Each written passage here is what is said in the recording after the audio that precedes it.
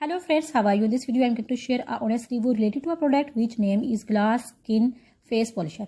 In this video we will discuss what are the benefits of this product and what are the main ingredients of this product, and then discuss what are the best way to apply this product to get its maximum results. But before starting my video, I request you please subscribe my channel and click the bell button so that you can get notifications of my every video. Let's start the video.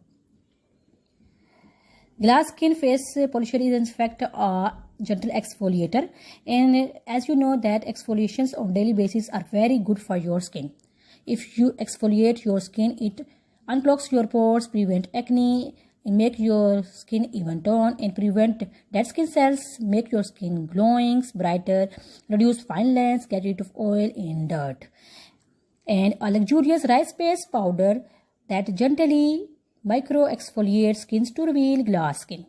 Visibly smooth textures, brighten and clarify your clogged pores. Glass Skin Face Polisher also includes papaya, apple, grapes and plum extracts with a micro dose of salicylic acids to boost exfoliation action without overdoing it. Green tea, allantoins and maltodextrin calms and soothes skins. Korean star ingredients, ginseng and angelica root extracts nourish and fortify your skin. It is very good.